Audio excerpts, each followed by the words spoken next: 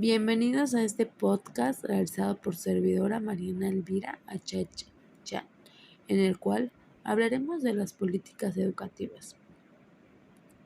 En las políticas educativas hay una atención especial a la formación de maestros, pues estos son en los hechos el personal encargado de difundir y transmitir las razones de legitimación del orden político y económico. Con ello, no se niega que contribuyen a transmitir determinados contenidos científicos, tecnológicos y culturales. Es claro que esa atención a la formación de maestros depende del papel que asigne a la educación dentro de un proyecto económico-político, así como las tareas de legitimación que de manera implícita se andujan a la educación. Examinemos la denominada modernización del país. Esta se ha estudiado más a través de las manifestaciones concretas como son la reorganización de las instituciones escolares y su financiamiento, los contenidos de los planes y programas de estudio, los métodos y materiales de enseñanza y sobre todo la formación y actualización de los profesores, pues ellos constituyen el personal que se cumple las tareas de transmisión y reproducción del arbitrario cultural. Con ello, se entra el terreno de la disputa política, de la formulación de un proyecto diferente o al menos al intento de modificar el proyecto estatal. También se ha examinado bajo la óptica de las políticas públicas la propuesta estatal. Se perfiló durante la campaña presidencial de Carlos Salinas de Gortari, quien presentó la modernización como inevitable y necesaria, vinculada a una concepción de progreso y a los valores de independencia nacional, libertad individual, democracia y justicia, así como el bienestar del pueblo como propósito de la modernización.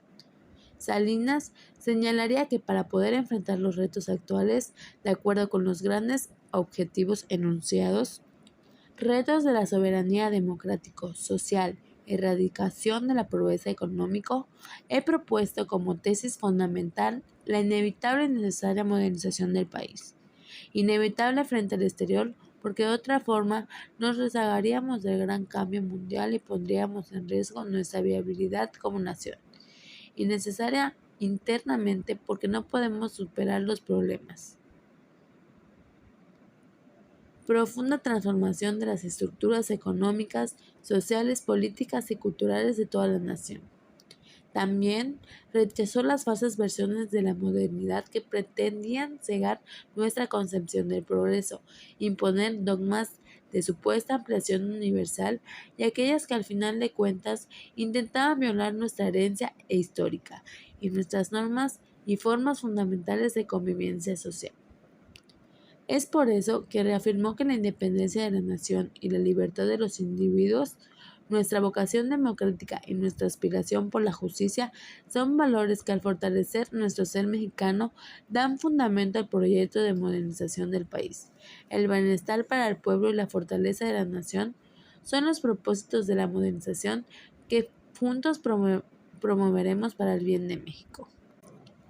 El proyecto de modernización del país que aspiró a encabezar mantiene principios y valores. Asimismo, busca cambiar formas y métodos de hacer las cosas toda vez que ello sea necesario, para que se acreciente la unidad de la nación y se eleve el bienestar de la mayoría. El Estado debe seguir abriendo espacios a la sociedad civil, espacios ocupados por él en una etapa de desarrollo que ya se cumplió. En el ámbito económico y social, es responsabilidad de un Estado modernizador atender con eficacia las áreas estratégicas y prioritarias que le son reservadas, asegurar con un sentido de permanencia los mecanismos de impulso al crecimiento, eliminar las trabas que obstaculizan el despliegue de la iniciativa personal y social, y promover condiciones de igualdad efectiva en el ejercicio de los derechos individuales y colectivos de los mexicanos. En el discurso salinista llegó a una definición simple, pero que tiene la eficacia política de la descalificación para quienes se opusieron a su proyecto, pues señaló que modernizar quiere decir cambiar. Modernizar quiere decir modificar, reconocer lo que está mal y estar dispuestos a enfrentarlo y actuar con un programa positivo, un programa de optimismo con bases sólidas, con base en lo bueno que hemos hecho los mexicanos, reconociendo lo que haya lo malo y actuando para resolverlo. En el discurso salinista de la modernización pronto produjo una serie de debates y severas críticas por su estrecho al respecto de su orientación y contenidos. Sin embargo, no hay que olvidar que la discusión sobre la modernización en México no es nueva. Ya en algunos casos se asoció la democratización del país a los procesos de industrialización y a las transformaciones ocurridas en la agricultura.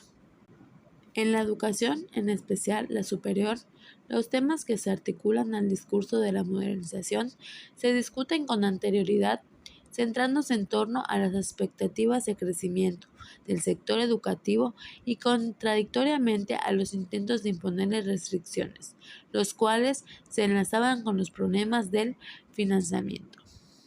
La modernización es abordada como un mecanismo de superación de la crisis y un remedio general de los males de la época actual, surgida como una preocupación centrada en la construcción de los estados nacionales en los países que se descolonizaban rápidamente en Asia y África, décadas de 70 y 70.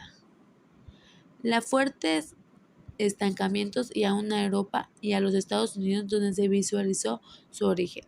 En todos los casos, la modernización tendió a enfocar su atención prioritaria en el Estado, al que se concedían las potestades suficientes para estimularla y conducir sus procesos de modo que los aspectos políticos tendieron a ser los preferentes o centro de confluencia de otros aspectos de la modernización.